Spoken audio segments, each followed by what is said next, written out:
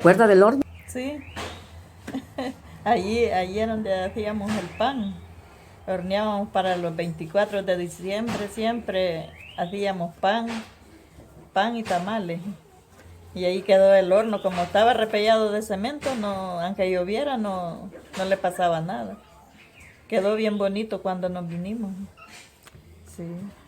Doña María, me acuerdo en algunas fotos que solamente quedaron como 2 o 3 familias, ¿verdad? Ya los últimos. 5 familias. 5 familias, Sí, ajá. 5 familias quedamos ya de último. Sí, fueron las que los vinimos, ya todos, que no quedó nadie. Ya ahí ya no tenían el apoyo de ACNUR. Sí, nos apoyó el ACNUR para que los viniéramos. Ah, ya. Sí, solamente, los ayudó a buscar una parte de transporte, para que los trajéramos las cosas que teníamos. Qué interesante. Algo que me interesó de nuestro hermano, que en aquellos años, pues yo inicié radio a través de La Soberanía y siempre entrevisté a algunas personas y con una grabadora, porque en esa época no había tecnología, ¿verdad? Y solamente internacionales tenían facilidades de cámaras y todo eso. Pero qué interesante que en tanta entrevista entrevisté al compañero e inclusive él fue en algunas ocasiones a la radio, compañero. Sí, me entrevistó un par de veces. Yo fui el último coordinador de ahí del campamento, pues a partir de que se dio la última repatriación para Huitzilapa, Zacamil,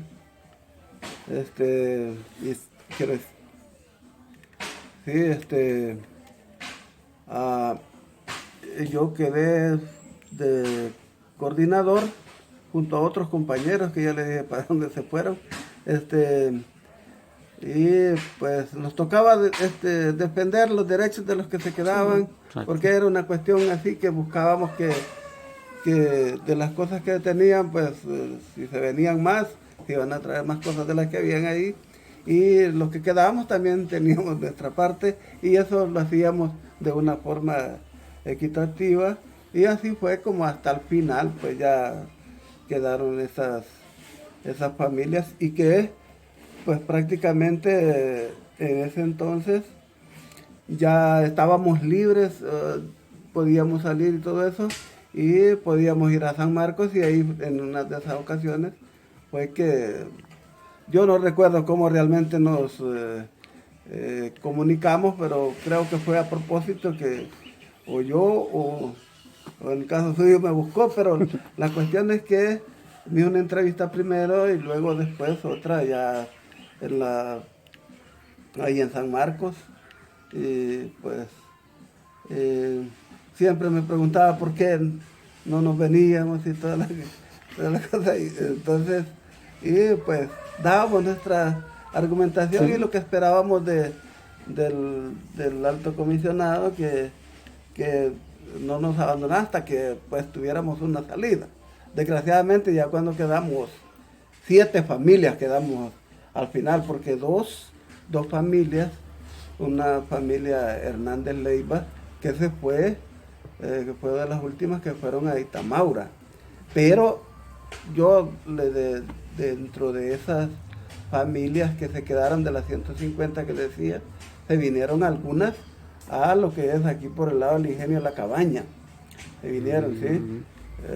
Pues ahí en esa también nos hizo una entrevista una radio de ahí de Santa Rosa de Copán, porque fuimos una vez a Santa Rosa, porque ya estaba estos de Prodere, quisimos ir con ellos a ver qué podíamos gestionar con ellos y con la iglesia, sobre todo con Monseñor Santos, que lo conocíamos bastante bien. Ahí tengo una anécdota que Monseñor Santos no tenía buen, ¿cómo se llama? Buen concepto de nosotros, porque nosotros, como éramos los últimos, seguramente por algo malo nos habíamos quedado, ¿no? Entonces, Y cuando yo le mencioné de que, pues, que estábamos aquí, que queríamos irnos a El Salvador, si era posible, pero que necesitábamos apoyo de la iglesia, de alguien por el estilo.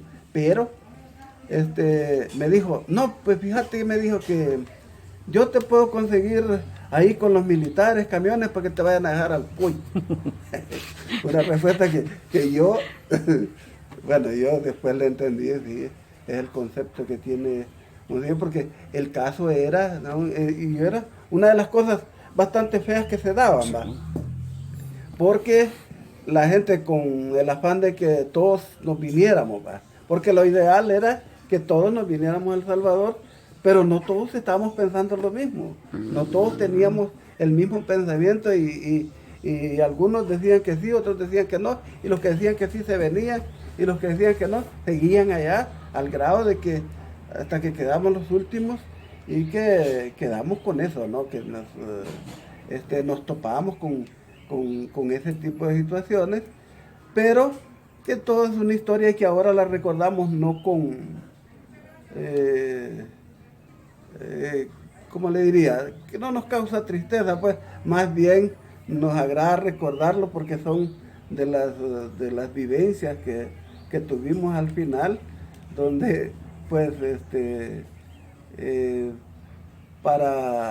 digamos para deber de venirnos, ya nos tocó que cruzar un valladar completo, porque se hizo muchos esfuerzos para que alguien nos apoyara, porque ya el ACNUR solo nos acompañaba, ya no ayudaba en otras cosas, ¿no? Porque los que apoyaron para que nos viniéramos al final fueron iglesias, sobre todo. Y ¿por qué acompañamiento? Dijeron, bueno, los vamos a dar allá en el POI, los vamos a poner la ACNUR y con El Salvador y allá se cargan con ellos. Pero aquí ya todo estaba también prácticamente cerrado. Estaba la oficina así de apoyo, pero no más acompañamiento, pero nada de ayuda.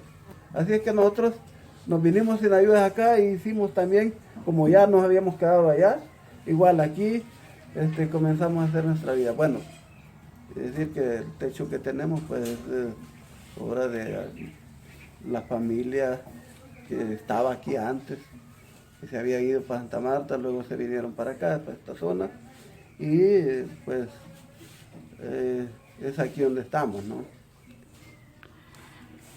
Doña María, ya para concluir, realmente hay muchas historias. Podemos llegar y hablar varias horas, pero lo más importante, que se vive la historia. Ustedes vivieron una historia, sí. Ustedes sufrieron, ustedes fueron víctimas de persecución, murieron familiares y tanta historia. Y la verdad es que ya hoy que han pasado esos años, concluyo. Anoche se presentó un pequeño documental, le recordó y volvió a retroceder años atrás en aquella época de Mesa Grande. Sí, porque allí aparecía también, ahí salía yo en una foto. Ah, mire qué bien. Cuando tenía como unos 17 años. Ajá, ahí recuerda uno los tiempos que pasó, que sufrimos. Porque yo cuando tenía 13 años mataron a mi papá en el 80. Mi mamá quedó con 8 hijos, ella solita. Sí, fue de andar rodando, ya no pudimos estar en la casa, andar para un lado y otro hasta que nos fuimos para Honduras. Allá en Honduras, allá en los campamentos, ahí lo conocí a él. Ah, lo conocí sí. Allá, ¿verdad? Ajá, como un gran líder ahí, ¿verdad? Sí, allí los acompañamos. Mire, óigame qué historia, ¿verdad? Porque en Honduras se conocen, sí. En Honduras algunos se casaron, ¿verdad? Sí. Tuvieron hijos y se vinieron para El Salvador. Mire, qué bien. Tenemos 6 lindos hijos que tenemos, que es todo lo que adoramos con todo el corazón. Y algunos nacieron allá, ¿verdad? Sí, 4. Ah, 4, mire, o sea que tiene identidad hondureña. Y tuvimos 2 aquí. Qué bueno. Sí. Mira, hay tanta historia, vuelvo a repetir. Yo quiero manifestarles de que también estoy agradecido porque aparte de tantos años, no tuve mucho nada que ver en los campamentos, pero sí entré en el 1, ahí camuflajeado con Fabio García, que él fue el que me llevó, entrábamos y salíamos, pero vi la realidad. Pero al otro lado, que yo vivo, miraba todos los días que reflejaban las láminas, los techos, y como que no puedo darme cuenta de la historia. Concluyo diciéndole muchas gracias por haberme atendido en su hogar. Me voy impresionado de veras de ustedes, más con una historia del compañero. ¿Y qué le podía decir a nuestros amigos y sobre todo agradecerle a ustedes? Pues muchísimas gracias a usted también por venirlos a visitar. Nosotros estamos muy agradecidos y con todas las personas que nos vienen a visitar de allá de Honduras, que son buenas personas con nosotros. O sea que si la hubiera visto en esa época, usted también la entrevistó, ¿verdad? Sí. Miren qué bien. Bueno, compañero, hoy sí me despido. Y qué bueno recordar es volver a vivir, ¿verdad? Usted sabe que el periodismo tiene que ser investigativo. Yo en esa época hacía comunicación empírica, ¿verdad? Por muchos años. Y lo más importante es que de tanta gente que entrevistaba tuve el honor de haberlo entrevistado en algunas ocasiones, ¿verdad? Y a hoy pasó todo ese tiempo y puede decir, nos volvimos a reencontrar, ¿verdad? Sí. Mil gracias por haberme hospedado. Bueno, no, ya le dije, el gusto es nuestro, recibirles en nuestro lugar aquí y en la medida de lo que nosotros podemos, pues, apoyarles para, pues, interactuar, porque más que cualquier otra cosa de interés personal o familiar, nos une esa, como le llamamos, empatía con la gente que viene de Honduras, que pues tenemos esos recuerdos bonitos, lindos allá, y pues con todos, esa gente que nos apoyó, tanto pues ahí de Mesa Grande como los cafetaleros, que nos daban trabajo también, y que pues nosotros estamos muy agradecidos. Y eso es lo que nos hace pues, cuando recordamos lo que, ¿cómo se llama? La historia que veíamos ayer anoche en la comunidad del Papaturro, lo hace retroceder a uno, y es como volver a vivir.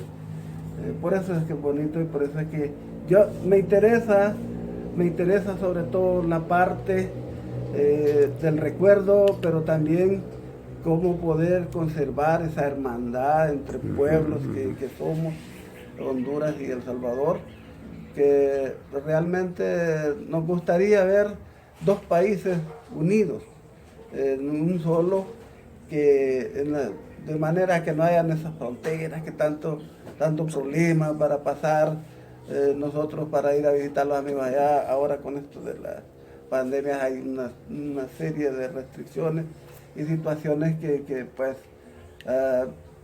como si eso se fuera a propósito de, ¿cómo se llama?, de distanciar a los pueblos.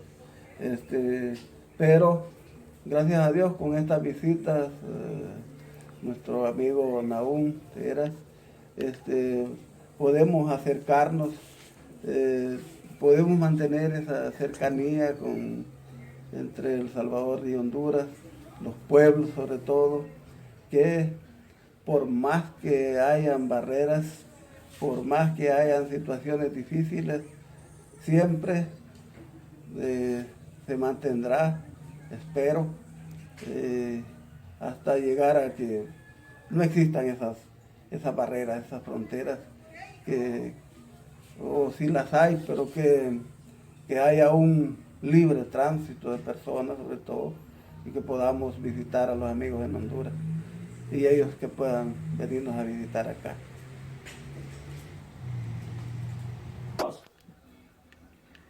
Bueno, hoy he tenido la oportunidad de visitar a una hermosa familia, como es conocido Dumas, cariñosamente a doña María, en el cual el objetivo de haber estado en esta comunidad de las Américas es para reencontrarnos y para tener siempre la hermandad entre dos países. Han conocido la historia de nuestros hermanos refugiados en aquella época donde sufrieron, pero hoy han pasado ya muchos años y ya viven en paz, aunque hay otras guerras psicológicas, pero lo más importante es el trabajo y el desarrollo, donde hoy viven en libertad, donde viven con diferentes actividades. Por tal razón, quiero agradecer a nombre del mochilero, a nombre de la página Yo Viví en los Campamentos de Mesa Grande, una actividad sin fines de lucro, una actividad voluntaria con el objetivo de rescatar la viva historia de nuestros hermanos salvadoreños que vivieron en Mesa Grande, Honduras. Muchas gracias, bendiciones de nuestro Señor Jesucristo y espero volverme a reencontrar algún día aquí en la comunidad de las Américas, jurisdicción de Suchitoto, y que estoy muy, pero muy encantado de haber estado en su país. Así que, muchas gracias.